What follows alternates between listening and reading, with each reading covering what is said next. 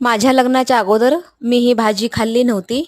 पण ज्यावेळेस माझं लग्न झालं आणि त्यावेळेस मी मुंबईला आले, तर मग मी एका ठिकाणी लग्न होतं. इकडचा मुंबईतला जो आगरी कोळी समाज आहे, त्यांच्या लग्नासाठी आम्ही गेलो होतो. तर तिथं मी ही भाजी खाल्लेली आहे.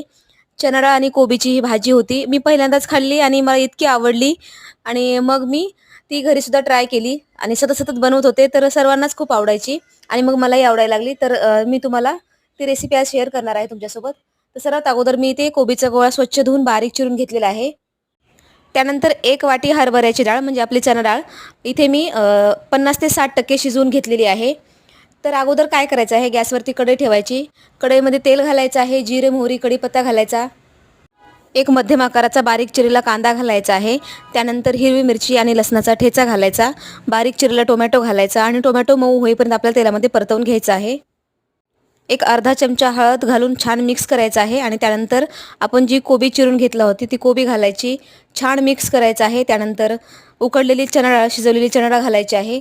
परत एकदा छान मिक्स करून घ्यायचं आहे. चवीनुसार मीठ घालायचं आहे आणि याच्यामध्ये पाण्याचा एक थेंबही न घालता आपल्याला ही भाजी अगदी 5 ते 7 मिनिटं आपल्याला ते वाफवून घ्यायची आहे, शिजवून घ्यायची आहे. 7 मिनिटानंतर बघू शकता आपली भाजी तयार आहे आणि पाणी न घालता किती छान अशी भाजी झालेली आहे. पातळही नाही जास्त किंवा घट्टही नाही, तर किती छान अशी भाजी झालेली आहे बघू शकता. आणि याच्यामध्ये आता गॅस बंद करून आपल्याला बारीक चिरलेली कोथिंबीर घालायची आहे.